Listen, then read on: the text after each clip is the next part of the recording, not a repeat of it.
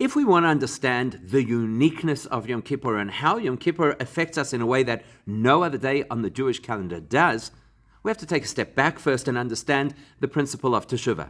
And the reason for that is because everybody knows that Teshuvah is definitely part of the Yom Kippur experience.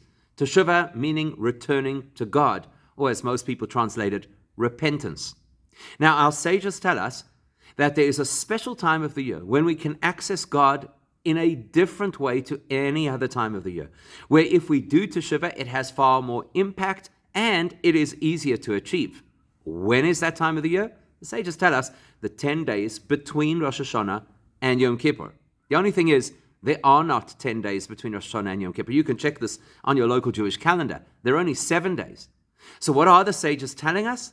That there's a common theme that goes from Rosh Hashanah through the 7 days and culminates on Yom Kippur, and that is the theme of Teshuvah, the opportunity to repair anything that we may have done wrong during the past year, the ability to restore our connection with God and with our own souls. In addition to that, almost like the parentheses on either side is Rosh Hashanah, which has its own fundamental message and its own intrinsic value over and above Teshuvah. And on the other end, you have Yom Kippur, which also has its intrinsic message, which is far beyond what Teshuvah is ordinarily about. So if we want to understand the depth and power of Yom Kippur, first we've got to understand the Teshuvah aspect. What is Teshuvah?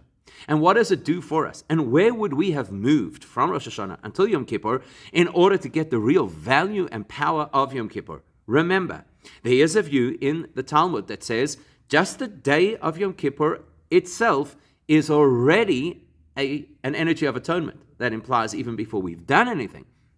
And even the sages who disagree with the individual view of Rabbi Yehuda Hanassi, they still believe that although we are required to do Teshuvah, on Yom Kippur, that Teshuvah will activate something unique. So before we can work out what's unique, what is Teshuvah? Many people say, well, Teshuvah is getting ourselves out of trouble. Imagine you've done something wrong, either to an individual or perhaps you've broken a law in a country. So everybody is afraid of the consequences of what could happen if they've done something wrong. What if I hurt somebody? Now they're not going to be my friend anymore, or it will have ruined our relationship. What if I've done something that is illegal and then there is going to be criminal action against me?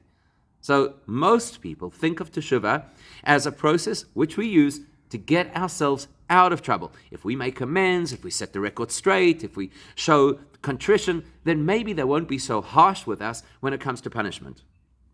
That's a really superficial experience of Teshuvah.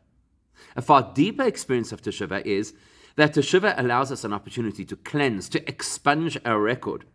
Because it's really different for a person to make amends and acknowledge that there was a problem, there was a stain on my character or on my record, but now I've moved on from that, so we'll pretend it's not there. Of course, if you dig up my records, you'll still find the criminal element, but I've moved on.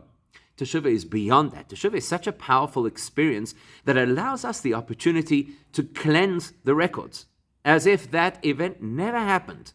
Because that's how God is. God is beyond time, and therefore God is not trapped in our experiences of our past, in our history.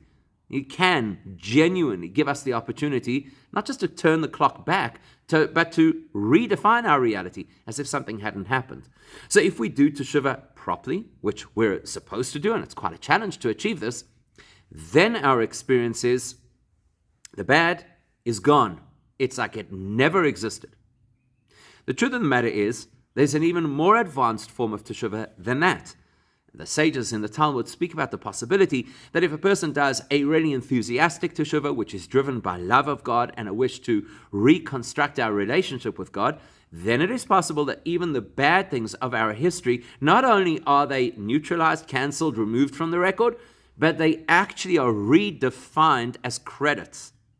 And the theory behind that is because it's the recognition of what I did wrong that creates this passion and enthusiasm to want to play catch up. So it actually becomes part of my journey. And while at the time it was a dark period in my life, currently it's actually the turbo that's boosting my movement in a healthy direction. And therefore it counts as a credit. Now that makes sense because Teshuvah takes effort and it takes investment and we have to do all kinds of things to work on ourselves. So it makes sense that we could achieve an incredible result. But the proposition that Yom Kippur, just as it is, the day is able to atone for us, how does that work? How can you have that level of cleansing without having invested any personal effort? That's an interesting question that will lead us to appreciate what Yom Kippur really is.